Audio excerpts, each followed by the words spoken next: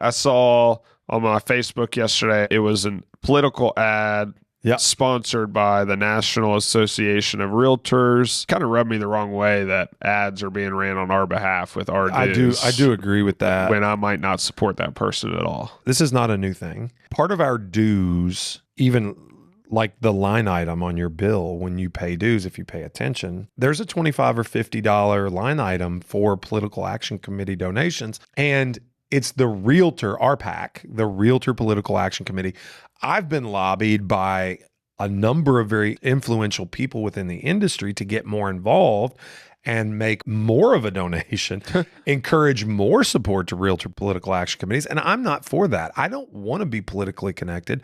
I believe that the intent is to do good work for realtors, to vet politicians that supposedly will make decisions and make votes in favor of legislation that supports our industry. But I don't want to be part of supporting a system that I believe is very flawed, regardless of whether it creates a more positive outcome for me. And I don't even think that's guaranteed. This is the first time I've ever seen an ad purchased for RPAC, and I could be corrected in this case. It's the first time I've ever witnessed an ad for a Republican candidate. The majority of the ads I've seen paid for by RPAC have been Democrat candidates. Not that that's wrong, right, or indifferent, but my perception as someone who's been doing this a long time is that the majority of the RPAC money goes to support Democrat candidates. It was interesting to me that the first one that you noticed was actually the only one I've ever seen that supported a Republican candidate. And again, it was in a primary, and maybe that has something to do with it.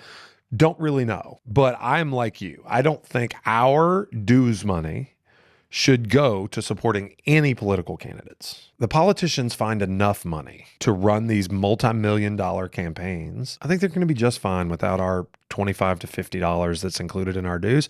And frankly, I know a lot of agents that short pay their dues, and technically you're not required to make a political action committee donation. Let's just say you've got a $900 invoice to the Greater Louisville Association of Realtors. I think it's $25. And if you expand it and it's, okay, say 25. Because I click off of it every time. Because if you click off of that and pay $875, I mean, you're short paying the total invoice, but you paid your dues. You didn't pay your political donation, which you were not required to do in any way, shape, or form.